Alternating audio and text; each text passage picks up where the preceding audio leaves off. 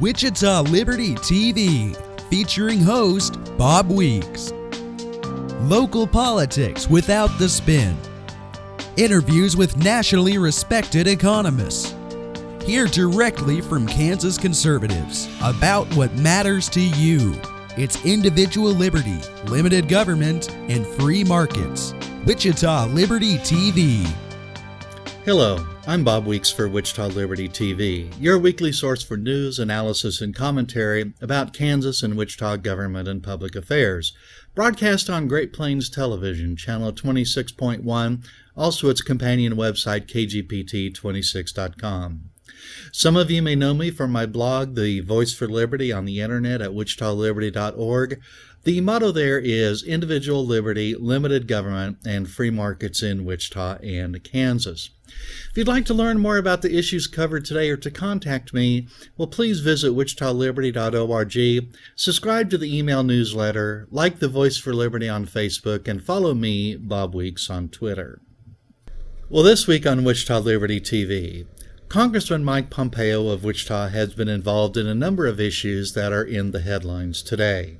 Besides his appearance on Wichita Liberty TV today, I'd recommend viewing a video of his recent appearance at the Wichita Pachyderm Club, where he answered questions on many issues. You can find that at wichitaliberty.org or on Facebook by searching for Wichita Pachyderm Club. Now, United States Representative Mike Pompeo. Well, Congressman Mike Pompeo, welcome to Wichita Liberty TV. It's great to be with you. So, first of all, the question that's on everyone's minds in South Central Kansas, how the heck is Sherman? Sherman's great. Sherman's about 3 times the size since you've last seen him, but we suspect he'll make an appearance around Thanksgiving or Christmas. Okay, so that's, just to make clear, that's your little puppy that you got in the summer, and now probably not a little puppy anymore, is it? 7 months now, not little anymore, 70 pounds and wow. Pretty rambunctious. Okay. But a great dog, just like the tank we knew he would be. Okay, well, very good. Well, there are a lot of serious issues to discuss these days, and recently you visited the Middle East on a fact-finding trip. Was that part of your duties as member of Intelligence Committee, was it? That's correct. It was an Intelligence Committee oversight trip. And so what are some of the things you learned that would help us here in Kansas understand some of the headlines we see in the newspaper every day about things going on in the Middle East? So I always like to start by saying that American can be deeply proud of the men and women who were there performing these intelligence functions for us in incredibly difficult places. They're folks from all across the country. They speak multiple languages, and they're doing really good work trying to track and help us prevent attacks like we saw take place not only in Paris, but the attack on the Russian jet. Just after I left Beirut, there was a bombing in the south part of the city of Beirut. They're doing really good work and important work, and we need to make sure we continue to provide them the tools they need to do that. More broadly, it became very clear early in the trip. We not only met with our intelligence folks, but met with leaders of other intelligence agencies as well as other governmental officials, and they all regret that America has abandoned them. Wow. And that American leadership is completely absent. It's not that they want our soldiers. They don't want 60 or 80,000 U.S. soldiers on the ground in their country. What they know is that there's no country that can lead the defeat of radical Islamic terrorism absent America being part of that, and they very much feel that we are not there. I agree with them. We have not been sufficiently, and they know that that makes their fight, keeping their own country secure, much more difficult. And I know you met with the Israeli Prime Minister Benjamin Netanyahu. Now, we're kind of worried about terrorism here in America. How is it in Israel, where, I mean, there are countries actively plotting every day to destroy that country? So they have figured out how to have freedom, economic growth, and keep their country in a place where they can prevent most terrorist acts. Although, these last months we've seen stabbings, knife-wielding jihadists killing Jews in East Jerusalem and other parts of Israel and Tel Aviv. Just literally days after I left, there was another killing. But they have figured out how to do security well, how to get intelligence right, keep privacy protected, all the things we care about, but provide a safe and secure place where people can go about their ordinary days. America needs to learn that too. Their world is small, in the sense that they do know that they're the little Satan and we're the great Satan, but they are much closer to these evil actors. There's no big ocean between them and these jihadists, so they know their risk is greater, and they're very vigilant trying to make sure that Israel itself is protected. And the threat from Iran, of course, you were involved very heavily in the Iran deal, finding out your trip with Senator Cotton to Geneva or Vienna, finding out some things. You gave a speech on the floor of the House recently about the 100 days since the Iran deal was signed. What's happened since then? Well, none of it's good. In the intervening period since the agreement was entered into between the president and the Ayatollah, Iran has violated terms and conditions of that agreement with no punishment. They've had their senior terrorist who leads the IRGC travel to Russia to negotiate what is now the Russian effort in Syria. We've seen them launch missile tests inside their own country, which continue to advance their missile program, which would ultimately be how they would deliver a nuclear weapon, in direct violation of UN Security Council resolutions. And the American response to date has been exactly what I feared when this deal was entered into. It's been nearly nothing. Wow. So we need to keep, I think you mentioned in your speech that we need to not let this go by in the news cycle like so many things do, but we need to keep vigilant on that. We do. Look, there's pieces of the agreement with respect to the Iranian nuclear program, which are good. They will allow inspections at declared sites, but the holes in the agreement are enormous. The president was very proud that the Iranians said, well, we could inspect undeclared sites. But if you go look at the agreement, that requires us to turn over our intelligence. That is, before we can get access to an undeclared site, we have to tell them how it is that we know that we need to go look there. We're never going to do that. Because that would allow them to plug the means we use to find that out. They'll do, Bob, exactly what they've done at Parchin. They'll clean it up. And so that by the time we get there, there'll be nothing. And then the second thing is what you just described. They'll know how we learned, and they'll be able to prevent us from gaining that intelligence again. Essentially, we are now precluded from getting to undeclared sites inside of Iran. And of course, if you're going to build a nuclear weapon, are you going to do it at the declared sites or the undeclared sites? It's a pretty easy answer. So I know in the summertime when the full deal was not available, the full text of it, has it been made available today? No, sir. Not yet. Not yet. No one, no American, no member of Congress has had a chance to see what's in that agreement. So something we're supposed to abide by, but we really don't know what's there. So it's incredibly unfortunate. The Prime Minister, of course, had opposed the deal as well, but he and I both understand the deal is out there. It's done. And so our task now is to hold Iran accountable, and the American government, frankly, accountable too, to the promises that were made in that deal. Okay. Well, let's take a moment off for a commercial break. I'm Bob Weeks for Wichita Liberty TV.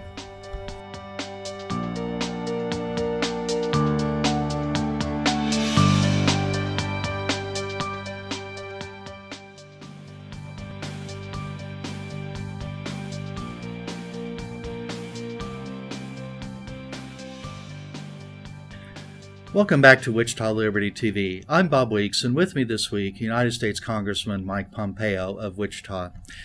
So we've had some news headlines, and I should say we're recording this the Tuesday before Thanksgiving for broadcast on Sunday, so things could change. But there are news headlines that American intelligence may have been compromised, or the analysis of it altered to conform to a political agenda of the United States president. Do you have anything you can share with us about that?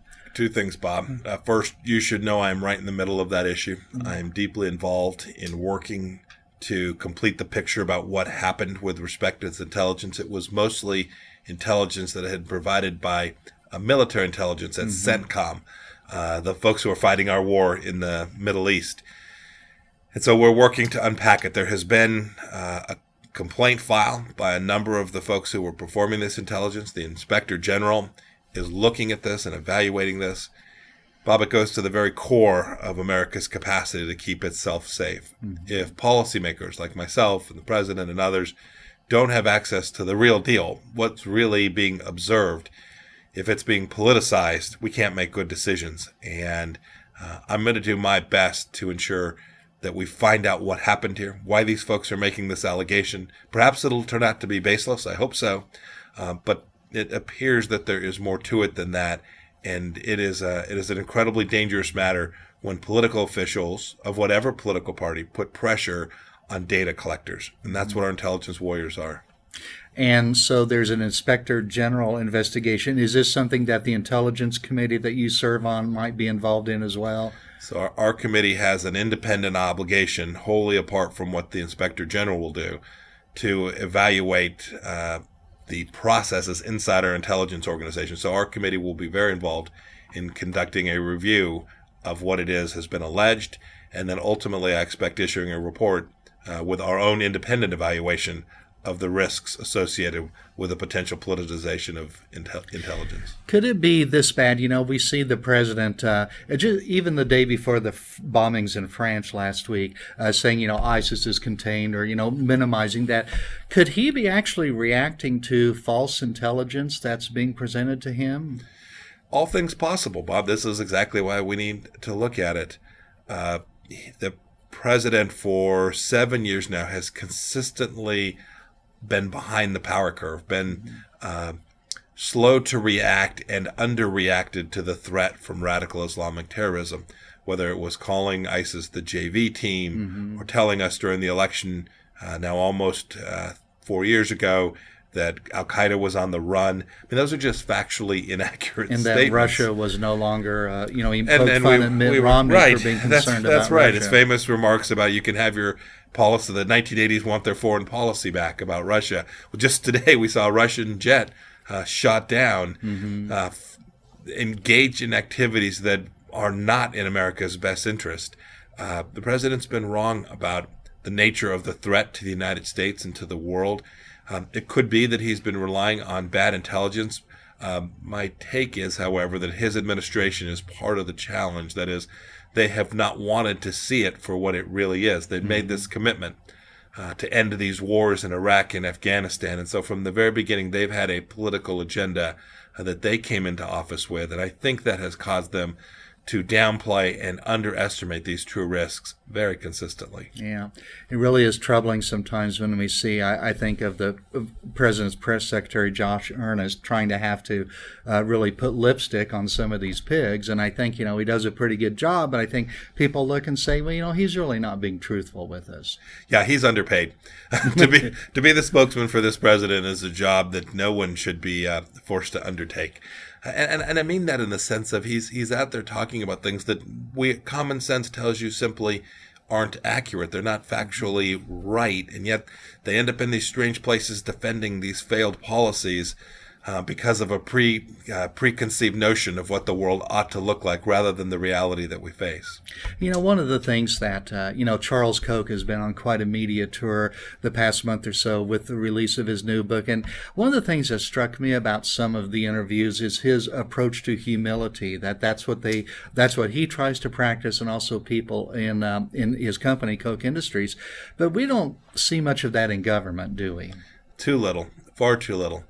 I speak all the time to groups, and I find myself answering "I don't know" an awful lot, and it's because oftentimes there's things that are complicated and difficult, and I wish our leaders would acknowledge those complexities, and I'll acknowledge too when they're not sure that they have the right answer. It's that humility, it's that recognition that other folks may well know more than we do, that we too seldom see from folks in not only elected office, but in government service more broadly as well, whether that's at the state or local level or at the federal level. And I think we can recognize, you know, the rhetoric of campaign promises, or like when Governor Brownback says a shot in the arm or something like that. But I think we need to be able to distinguish between when politicians or government officials are simply wrong about something versus when they're outright lying to us. Bob, we're seeing this in the presidential campaign, too. We've seen candidates, frankly, on both sides of the aisle make statements that don't reflect reality. That's dangerous. It's folks like you need to hold them accountable, right? The media has a task to call them out from whatever direction, from whatever political view, not because they disagree with the candidate's conclusion or the elected official's conclusion, but because they're making misrepresentations. I'm sure you'll find something that I got wrong. Frankly, you can probably find me saying publicly that I got it wrong. And when one does, one needs to just fix it, correct it, and move on. Not pretend that they had it right and build their policies around statements that they know don't serve the people that they're elected to represent well. Yeah.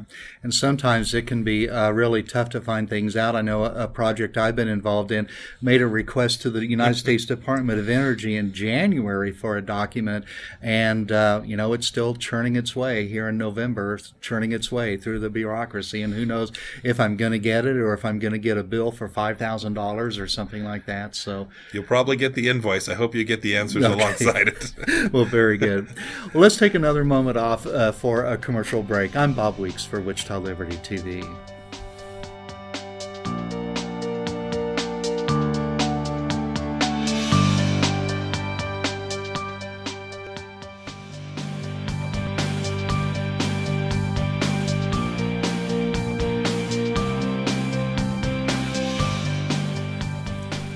Welcome back to Wichita Liberty TV. I'm Bob Weeks, and with me this week, United States Congressman Mike Pompeo. So, a couple domestic type of issues that you've been involved in.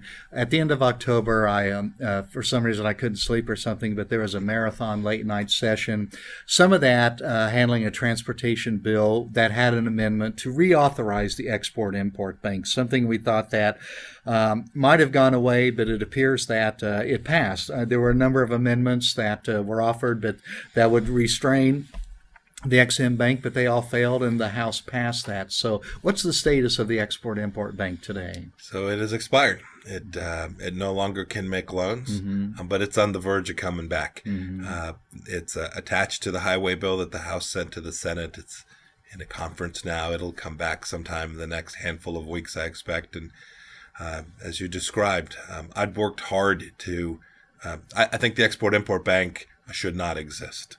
To the extent it's going to exist, we should put it in a place that it doesn't present risk to taxpayers, that they're going to have to bail the fund out. It's not really a bank. They're going to have to bail the program out. And so there were a series of amendments offered to try and protect taxpayers, some of them in big ways, some of them just doing a little bit. Every one of those went down. And I think that's telling. I think the folks who said they wanted to reform the bank and were with us in that sense really weren't. They wanted it to go on as it is, and that's unfortunate. It distorts the marketplace. It puts the federal government squarely in the middle of the federal credit. We need not do that. I get told all the time, Mike, keep the government out of banking. Well, here we are going right back in. But I think it'll probably have the votes to come back, and my guess is it'll be reauthorized for a number of years by the end of this year. Because I think in the summer the Senate voted on a bill for that, and it passed with 60-some votes or something, including both of our senators here in Kansas, I believe. So maybe if you could speak to them about that too. We have a slightly different view on that issue. Well, also something that's in the news with regard to you is you've made a decision on a Republican presidential candidate. I did. So I stayed out of this for quite a while, trying to learn myself which candidate I thought could best lead America forward for the next 4 years. And so I've watched, I've gotten to know a handful of candidates. I've known Senator Rubio and ultimately concluded I think he is best positioned to be that leader that can take us from this incredibly dangerous place we find ourselves today, with economic growth at levels that we've never seen before after a recession, right? We still have economic growth at 1.5% or 2%. Yeah, I think he's the right person to lead us forward. I've watched his decision making. It reminds me of how I've read President Reagan did his decision making, and I'm impressed. And so I'm working to help him get elected. Okay. And at the Pachyderm Club, there was at the Friday speech you gave, which I've recommended that viewers watch. There was a question along the lines of, okay, why don't you guys, I think it was directed to you particularly, the House holds the purse strings, why don't you simply vote to cut off funding for something? And you said something, you said, to the extent I declare that I'm not going to vote for it, my capacity to fix other things becomes near zero. And I thought that was rather insightful about the way politics works. Could you explain what you meant by that and a little bit about how those things work? So it's a little complicated and kind of inside baseball-ish, but it's important. If someone comes to be disconnected from the process, that is, these are complicated bills with lots of provisions that I care about deeply and that my constituents care about deeply, and they're never all going to go the right way. Just not the nature of government, at least my 5 years. And so what I've tried to do is be engaged in the process to try and get them to drag it to a conservative direction as I possibly can, leaving open the possibility that it might be something that would be acceptable. Frankly, as it's turned out, in most cases, I have voted against these continuing resolutions and budget bills. I just didn't think we got them to the right place. But to tell someone that you're going to vote yes or no 6 months out or a year before the final product is developed excludes you from the process and makes it difficult for others to want you to be part of the process because they already know where you're going to land. It's a little bit insiderish, but it's important to acknowledge if you're not prepared to at least consider getting to an outcome that is better than the one that you just despise, it's really difficult for you to avoid getting one that you just despise. So this leads sometimes, I think, to situations where maybe conservatives were not really thrilled about John Boehner, the former speaker, but still ended up going along with him on some bills because it was better than the alternative, or maybe he got a little piece of something. And also, are some of these bills just too big? Do they cover too many subjects? Is that a problem? It's a huge problem. Look at the highway bill. It's going to have the Export-Import Bank attached to it. I mean, that's the two. How did that get to be the two aren't connected in any material way that any common sense person would look at it. Look, we live in a society today that has diverse views. The 4th District of Kansas has its views. I have mine. I think they're reflective of what most of my constituents think. And we try to drag our Republican conference to the right. We've watched my biggest fights, Bob, I've been there almost 5 years now, have frankly been inside the Republican conference with folks who will tell their constituents they're conservative, but yet vote for things that are deeply disconnected from that. And so I try to drag them to the right place and get them to come to a limited government view of the world. There's places I've been successful, there are places I have not. But boy, if I can get 80% of the way home, that's a pretty good first step. And people can really change dramatically. The Republican representative who led the effort to get the export-import bill back alive, he was elected as a Tea Party firebrand, and now he was really the Republican who supported this crony capitalism export-import bank. Bob, folks need to watch us all. We made campaign commitments, promises, and they're really about our principles and the way we'll think about things and how we'll behave.